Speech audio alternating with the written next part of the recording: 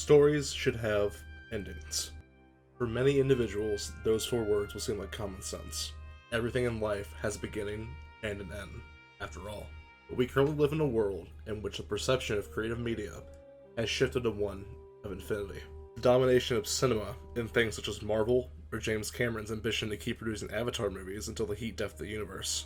There's always a need to be a sequel, or a prequel, or a reboot. Everything has to have more. The lore and storyline of an MMORPG isn't like a traditional narrative, though. For most people, it's just a nice garnish or background decoration for the game they play. But for me and many others, World of Warcraft's lore was one of the most interesting parts of the game. Early on, it was a setting filled with mystery, heroes, villains, and you, the player, were ultimately a small part of that grand world. You saw glimpses of the big movers and shakers of the universe here and there. What were those carvings at Uldaman? Were they titans? What are the titans? By contrast, what are the Silithid and the old gods? Why have trolls, elves, and men spilled each other's blood for centuries? And now all that wonder is gone. Fast forward to the present, and everything is warped. We know so much about the setting that the explanations we've been given are contradicting themselves. WoW's story has become strange and convoluted. With it, so have many of its characters. As I said a little bit ago, stories should have endings. That includes the stories of individual characters. So what happens when a character persists past the conclusion of their own story? Like some kind of fictional ghost.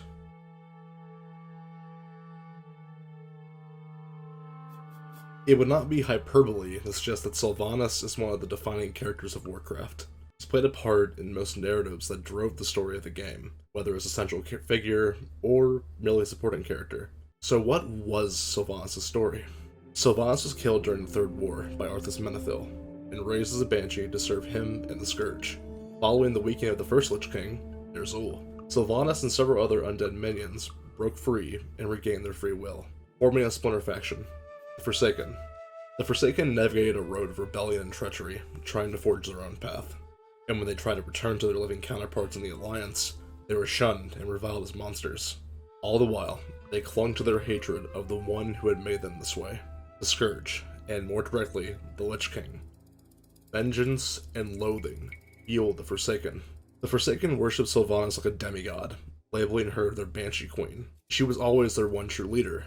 When the Forsaken joined the Horde, it wasn't out of any love or sympathy for the orcs, trolls, or the newly found Tauren, but instead out of necessity and mutual benefit. The Forsaken needed military allies, and the new nation of beasts would have to make do, getting their revenge against the Lich King to find the Forsaken. And in the second expansion of the game, they got it. Arthas was defeated, killed, and the Lich King's power was diminished forever.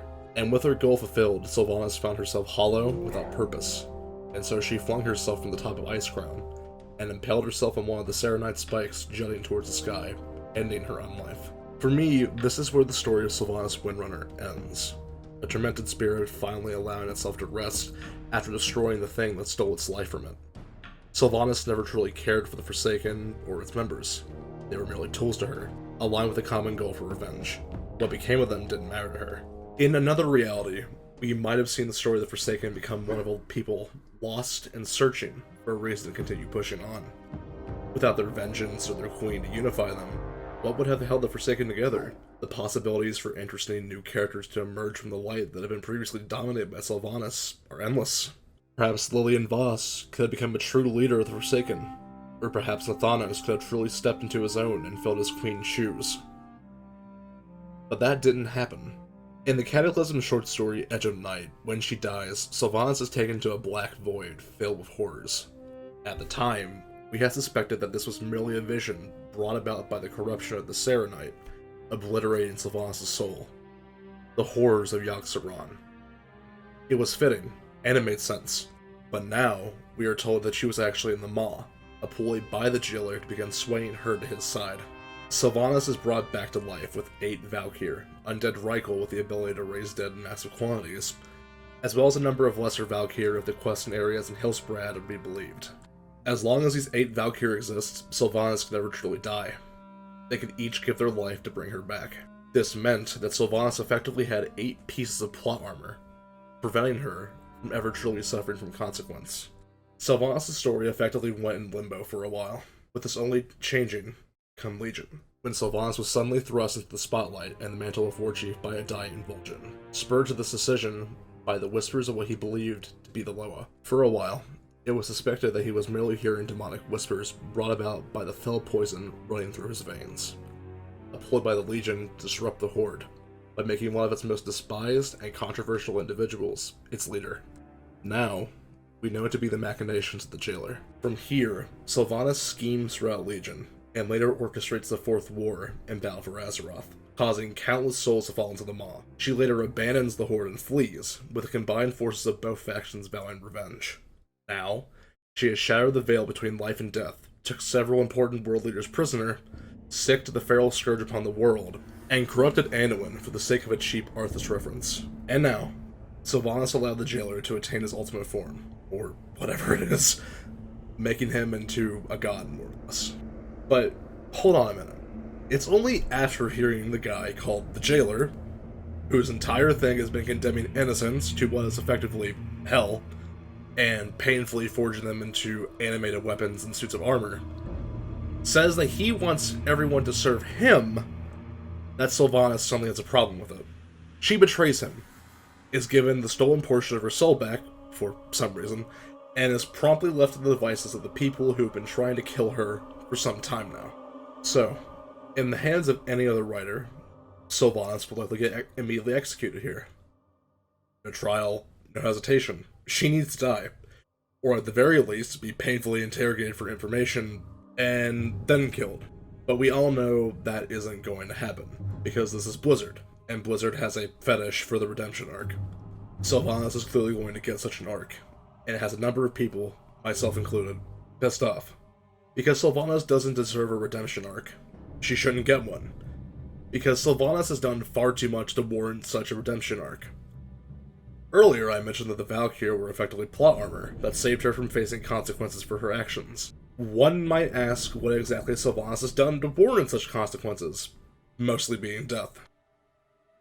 Well, Sylvanas shattered the veil between life and death, allied herself with Mega Satan, and made sure that hundreds of thousands of souls got sent to the Maw and tormented for who knows how long, and that's all in the span of this expansion. Prior to this, Sylvanas committed genocide twice. First, she invaded Gilneas and slaughtered its populace, raising them into undeath or worse. She also blighted the land so that nothing could live there for generations to come. She orchestrated the burning of Teldrassil, at the time one of the largest pockets of Kaldorei civilization in the world, resulting in the death of countless elves, alliance-aligned individuals, and every other sentient creature and animal that lived on Teldrassil, including Grells, Furbolgs, Satyrs, Dryads, and more. She forcefully raised tens of thousands of people, if not more, into the same existence of undeath that she saw as being terrible enough to warrant ending her own life over, and also allowed the horrific experimentation of the living by bodies such as the Royal Apothecary Society, and who knows how much more. Sylvanas isn't a good person by any stretch of the imagination, and unlike someone like Illidan, whose motives, while selfish, were fairly justified, all of what Sylvanas has done has been nothing more than efforts to make sure she stays alive. Pause for a minute and consider the sheer amount of people that we fought through the expansions that are pretty tiny in the grand scale of things, and have done things that are much less horrible than everything Sylvanas has done. Your Hoggers, or Joe Applestealer, the Elwyn Bandit. These individuals have caused small amounts of crime and devastation in their local areas. Perhaps some have even done some very horrible things, like necromancy in some cases. But almost universally, all these people are given immediate executions. No trial, no consideration, no nothing. We just kill them, and it's seen as being right. Yet, meanwhile, Sylvanas Windrunner can literally commit 2 genocides and shatter one of the fundamental laws of reality itself, all because she's angry. And it's very likely that she is going to become the next Arbiter or something, and will likely be seen as being the ultimate hero come the end of this expansion. This is only a minor exaggeration. There are very few characters in the setting that have done as much evil as Sylvanas has, but there is an uncountable number that have done far fewer, and have gotten far worse than she ever has, or will. I mean, hell, Zul'jin is suffering in Revendreth right now because he dared to stand up to the humans and elves that have been hunting his people like literal animals. But that's a story for another time. He deserves his own video, and he'll get it eventually. Sylvanas is evil. She has always been evil. That wasn't ever a question. It was pretty clear for every Forsaken, mostly, that they were pretty fucked up individuals. But all of a sudden, Blizzard cannot just let her be bad. She is now suddenly the tormented individual that had her soul split in twain, which will magically excuse all the stuff she's done because the good was missing or something, who knows. There's some dog shit novel coming out in a little bit that I'm sure will answer everything at long last. Let your villains be evil. We just have them commit. Don't make them backpedal. Don't let them blame something else. Just let them be evil. We don't want this shit. We want another Garrosh. Someone who will actually fucking just do things that we know are wrong and then say, yeah, I'll fucking do it again. Speaking of very lackluster villains, let's discuss the Jailer.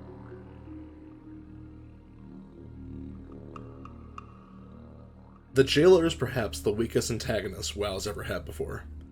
That's not a metric of actual in-lore strength. Clearly he's powerful, especially after the most recent events of the story, but that doesn't matter because he's as interesting and deep as a piece of wet paper.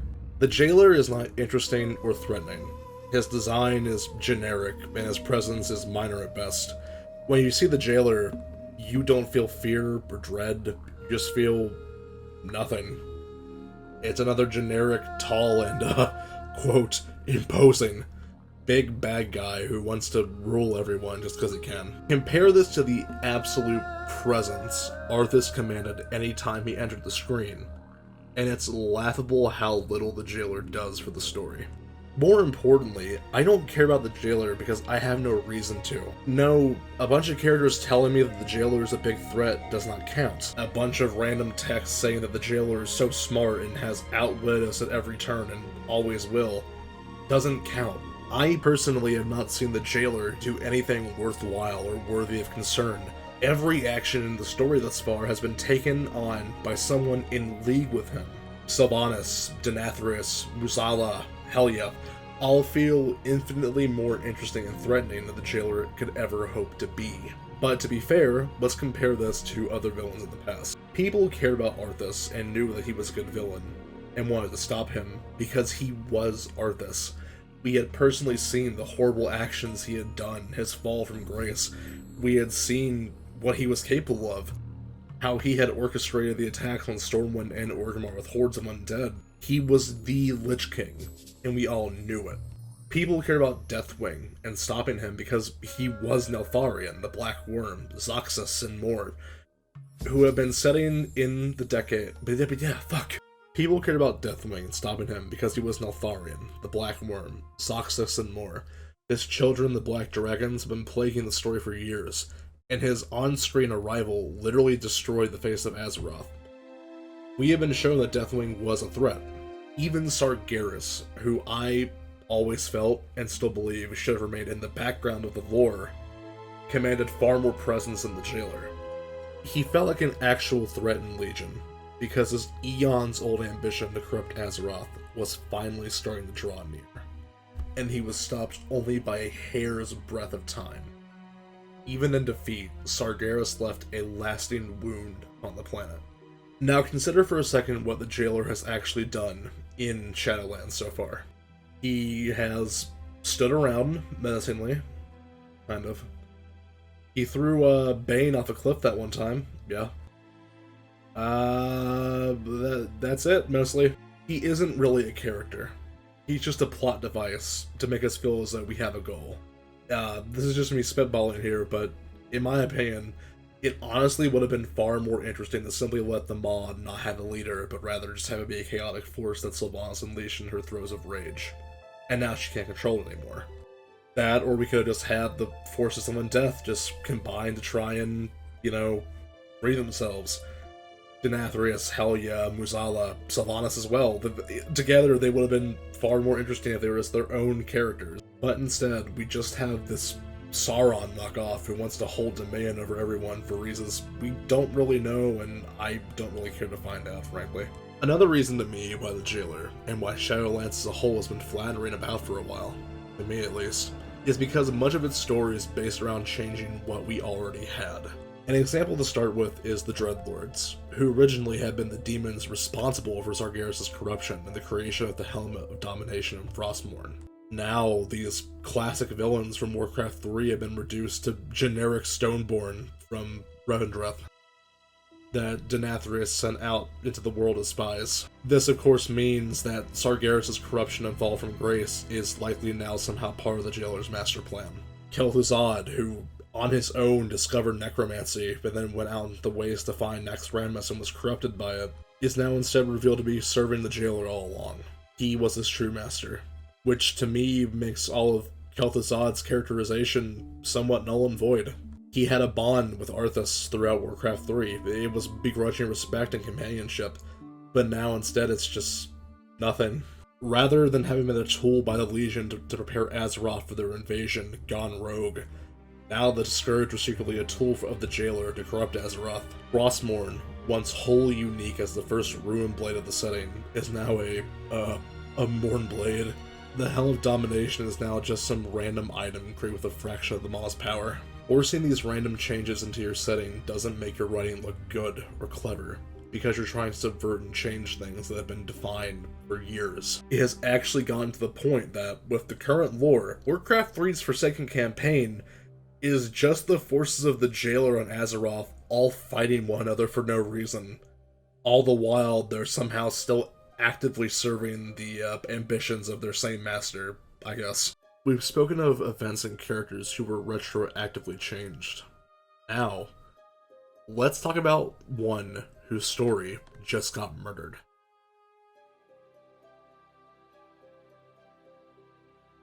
Anduin Wrynn is a character who has literally grown up with the players of the game, having begun as a small, foolish child without his father, cast in the impossible role of being the Prince of Stormwind. Advised and manipulated by his regents and protectors, Anduin has grown into the High King of the Alliance. His struggles in Pandaria, his grief over losing his father, his developments into a warrior because of the circumstances of the Legion invasion in the Fourth War. Anduin was quickly shaping up to become one of the most interesting characters in the narrative, and then it got ripped apart.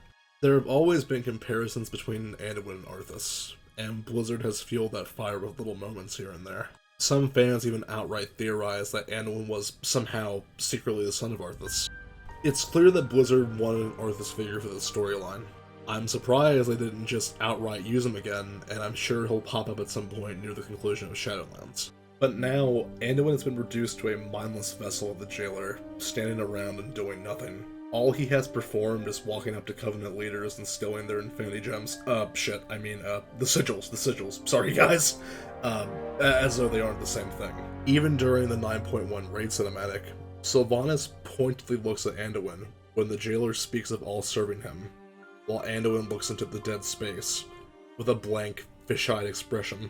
Even Charlemagne, the iconic sword of Varian Wrynn, is now corrupted into the absolutely fucking ugly Kingsborn. Holy shit, like, Blizzard Arts team is awesome. Whoever designed that, just stop. Just stop. What can be done with the character now? Where can he go from here? Back to leading the faction that openly despises the undead? Right as he began to truly become his own character, Anduin had all of his potential ripped away, leaving him as almost kind of a parody of himself. Another raid boss for us to face off against, if that. Anduin isn't the only one to suffer from this treatment, though.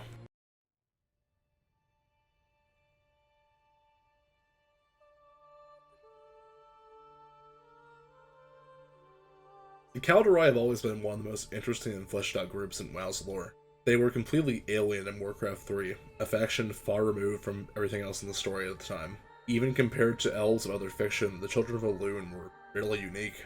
They were xenophobic, savage, and strange. On top of all of this was Elune, the moon goddess, the patron deity of the Kaldorei. Even as everything else in the lore got mercilessly explained, Elune managed to maintain an aura of mystery that had yet to be revealed. Many theorized that she was a long-lost titan, a Naru, or something else entirely. And for once, Blizzard was actually content to let Elune remain a bystander, only really acting during extremely pivotal or personal moments, such as the cleansing of Ysera's spirit. Unfortunately, both the Night Elves and their Mother Moon have suffered at the hands of Blizzard's storytelling since these initial depictions. The Night Elves have, for quite some time now, been a subject of abuse throughout the expansions. Time and time again, the Night Elves in particular keep losing ground in lore figures as more of them died off or got corrupted. This culminated in BFA, where Darnassus and the beloved zone of Teldrassil were both completely destroyed. The ravages of these events caused the Kaldorei to finally return to something resembling their old selves. They became enraged and prideful, with Tyrande outright refusing to sign any form of peace treaty or to obey the demands of the Greater Alliance. They wanted vengeance and justice, and if the Alliance wouldn't give it to them, they would claim it themselves. Tyrande in particular came into her own again, invoking a deadly ritual and becoming the Night Warrior, an incarnation of Elune's rage and grief. It felt right. It felt interesting for once. But, of course, the Night Elves simply just couldn't have a victory for once. Tyrande's Night Warrior status made her imposing, capable of slaughtering just about anything in her path. During the beginning of Shadowlands, she even outright just butchered her way through the Maw, incapable of being subdued or captured. It is then of course revealed that these powers are killing her, and that she's beginning to lose control of them. During the beginning of 9.1, Sylvanas invades Ardenweald with a host of the Maw and its allies. Just as Sylvanas summons one of the ugly-looking Maw giants, Tyrande appears and one-shots it. A fight breaks out, and Tyrande actually begins to get the upper hand. Sylvanas even tries her usual flying away routine, and gets captured and cornered. This is of course ruined when Tyrande immediately does something stupid and tries to choke an undead person, someone who doesn't need air, and then all of a sudden her Night Warrior powers just stop. Sylvanas even remarks that she doesn't know the truth. She escapes. At the time, people initially believed Tyrande's resolve, shaken by Sylvanas' taunting, caused her powers to fade. We now unfortunately know that's not the case. Elune is finally allowed to speak for the first time in the setting, possessing Tyrande completely. It is revealed that she is a sister of the Winter Queen and that her relationship is estranged, to say the least. The Winter Queen complains that Elune knew about the drought and didn't help them. Elune retorts that no. She in fact sent a cascade of souls to aid Ardenweald and provided anima. Elune let the Night Elves die and burn on purpose. Some even believe that she planned on it. And then the Winter Queen reveals that, no, those souls have gone to the Maw. And Elune goes, whoops! So, the first time in the setting that Elune appears, she essentially looks like a complete idiot. She openly states that she condemned her, quote, chosen people to a horrific death by burning in a blazing fire or getting butchered by Horde soldiers, and then promptly sent them into Mega Hell. This of course implies that Elune was somehow aware of the drought affecting the Shadowlands, but could somehow not realize, for one reason or another, that the drought was happening because the souls were going into the Maw. To top it all off, Elune states that Tyrande must choose to let go of her if she wants to live. She must choose, quote, vengeance or renewal. And Tyrande, in a completely uncharacteristic turn of events, chooses renewal. Her eyes open, and they are the typical Night Elf silver. She has given up her quest for vengeance. Bullshit. I initially wrote this script less than a week after the Sylvanas cinematic dropped, which was a few months back. At the end, I had a few predictive remarks, one of which was me believing Tyrande would forgive Sylvanas. Unfortunately, it seems I was partially right to some degree. As a little side note, the Elune cinematic dropped, I believe, just a day or so after the Blizzard sexual harassment scandal was leaked to the internet.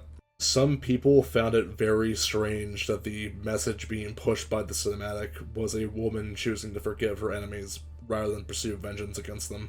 Make of that what you will, though.